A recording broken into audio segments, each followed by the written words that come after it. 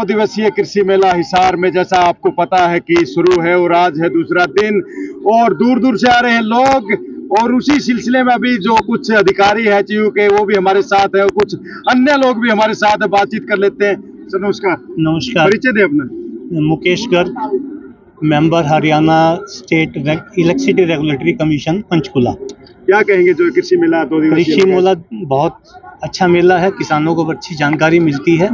मैं खुद भी एक किसान भी हूँ, ऑर्गेनिक फार्मिंग करता हूँ और लास्ट ईयर भी मेले में आया था, यहाँ से कुछ बीज लेके आया था तो उसकी प्रोडक्शन बहुत अच्छी रही। और इस साथ साथ एक गौशाला भी चलाता हूँ और गौशाला में गाय के गोबर से ऑर्गेनिक फर्टिलाइज़र बनाने का काम भी करता हूँ। उसमें डीएपी के इक्विवेलेंट हम रिच ऑर्गेनिक प्रोम बनाते हैं, जो हमारा केमिकल फर्टिलाइज़र जो होता है उसके इक्विवेलेंट हमारा ये जो डीएपी है, जो गाय के गोबर से और उसमें कुछ और ऑर्गेनिक चीज़ें डालकर ही उसको बनाते हैं। तो उसका स्टॉल भी अपना यहाँ लगाया हुआ है।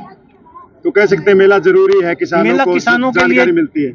मेला किसानों के लिए बहुत जरूरी है, नई नई जानकारी मिलती है और किसान की आय भी तभी दुगनी होगी जब किसान नई तकनीक को अपनाएगा, नए बीज को अपनाएगा। यदि परंपरागत बीज को और परंपरागत तरीके से ही खेती करता रहेगा तो आय नहीं बढ़ पाएगी।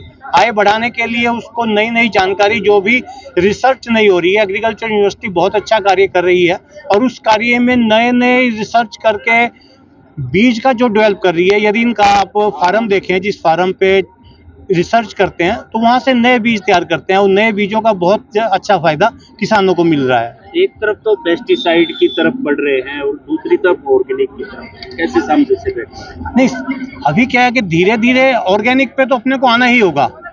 अभी एग्रीकल्चर यूनिवर्सिटी में ही जो हम डीएपी बना रहे हैं गोबर से, प्रोम बोलते हैं उसको, तो वो प्रोम की जितनी टेस्टिंग है वो यहीं एग्रीकल्चर यूनिवर्सिटी में ही हो रही है। डॉक्टर देवराज हमारे साथ हैं, डॉक्टर देवराज उसकी टेस्टिंग कर रहे हैं और उसी के उनके मार्गदर्शन में ही गौशाला कार्य कर रही है। अब धीरे धीरे यदि हम ऑर्गेनिक फर्टिलाइज़र पर आ जाएंगे, केमिकल फर्टिलाइज़र का सब्स्टिट्यूट जब किसान को मिल जाएगा कि उसकी यील्ड कम ना हो ऑर्गेनिक फर्टिलाइज़र डालकर, तो किसान अपने अडोप्ट करेगा, बीमारियां खत्म होंगी। केमिकल फर्टिलाइज़र से जितनी देखते हैं समाज में बीमारी बढ़ती जा रही है, उसका कारण यही है। तो आपका कहना है कि थोड़ा समय लगेगा, लेकिन धीरे धीरे आने वाला समय ऑर्गेनिक फर्टिलाइज़र का ही है।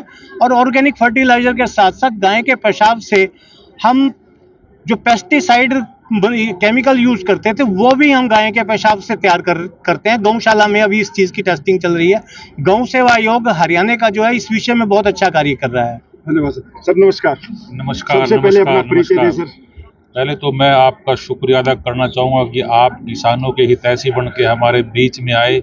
मैं इसी यूनिवर्सिटी में निदेशक विस्तार शिक्षा के पद पर हूँ, साथ में रजिस्ट्रार का भी कार्य देख रहा हूँ।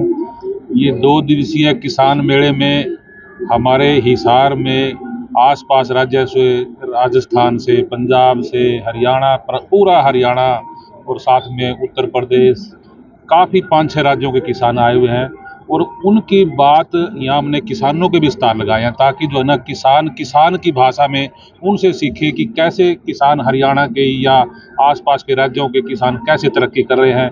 और हमने अब की बार 260 प्लस में 20 किसानों की 300 स्टाल के करीब यहाँ लगाए हुए हैं और कल से और आज में भी किसान भरपूर मात्रा में इन स्टाल से सीख रहे हैं।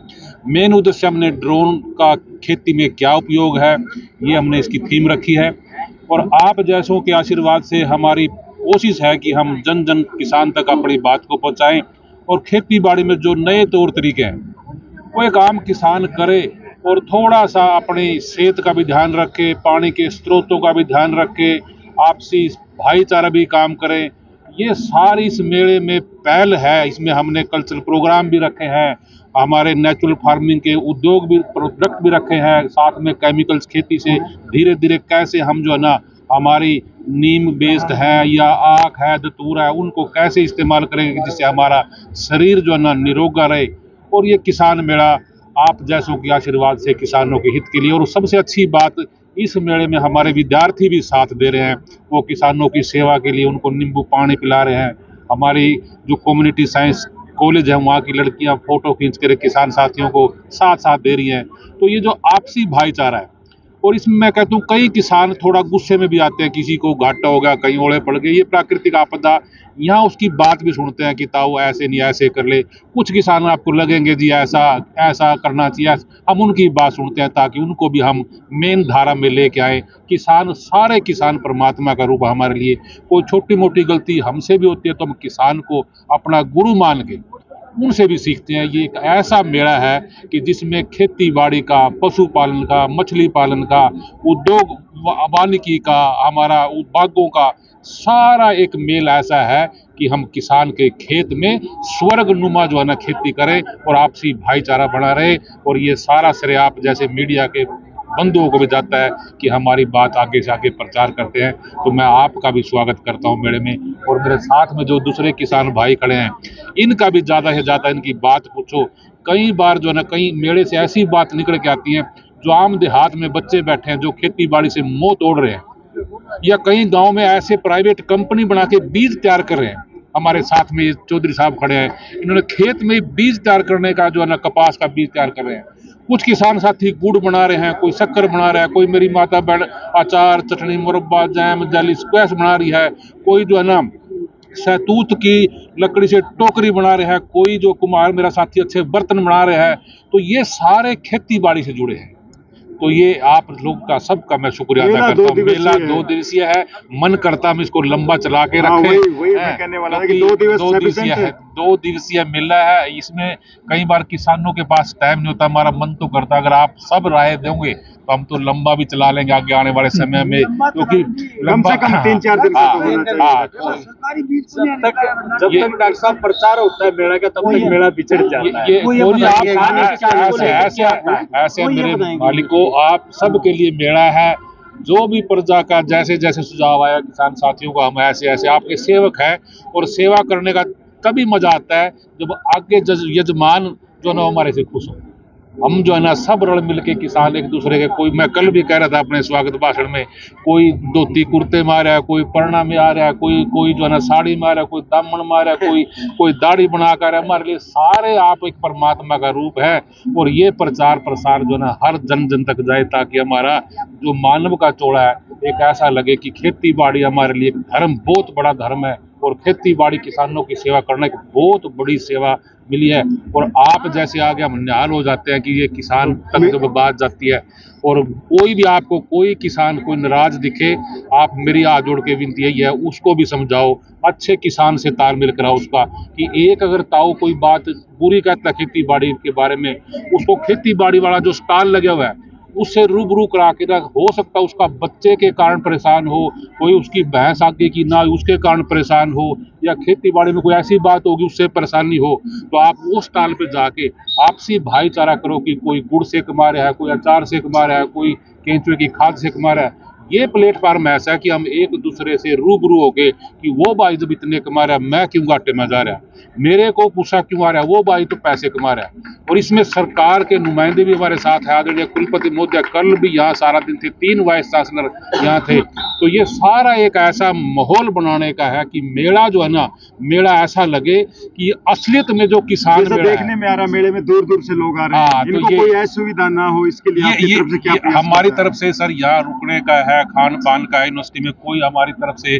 किसी किसान साथी को दिक्कत नहीं आए, तो हम एक सेवा भाव से मैं उनका नौकर बन के, हमारी प्रयास यही रहती है कि कोई भी किसान साथी हमारे से नाराज ना हो, और उसका गुस्सा आ गया तो वो हमारे लिए वरदान है, हम उसको भी कहते हैं कोई बात नहीं, वो अपनी जगह। उम्मीद करें कि मेले का समय बढ़ाया जाएगा आगे से। उम्मीद आप हमने हाल हो जाएगा हम तो जो है ना, क्योंकि ये चीजें पीछे 3 दिन का करे थे, तो किसान कई बार क्या होता है कि तीसरे दिन आते नहीं, फिर थोड़ा फिक्का लगता है कि आए नहीं।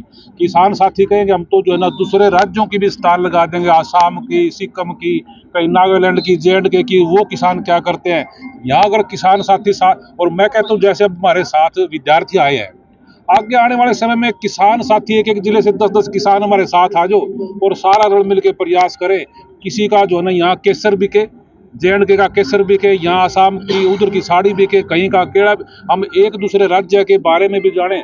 हो सकता है हम आपसी तालमेल से इसको कितना ही बड़ा कर ले, और हमारा जो व्यापार है एक दूसरे राज्य में जाए कि वहाँ क्या चीज़, हमारे बासमती के चावल है, हमारे यहाँ का बेर है, यहाँ का बाजरा है, किसी राज्य का कुछ मशहूर है, किसी का कुछ है, तो आपसी वो कह सकते हैं ऐसे प्रयासों से जय जवान जय किसान का नारा सार्थक होगा। शुक्रिया। सर, परिचय हाँ दें जी, अपना। मैं राजकुमार चहल, गांव बड़ौदा, जिला जींद, तहसील उचाना से आया हूँ। क्या कहेंगे, क्या विचार है मेले के मैं बारे में? मेले के बारे में ये कहना चाहूंगा कि जो चौधरी चरण सिंह हरियाणा कृषि विश्वविद्यालय है, इसकी अपनी एशिया के अंदर एक पहचान है, और मैं इस कथन से इसको सार्थक बनाना चाहूंगा।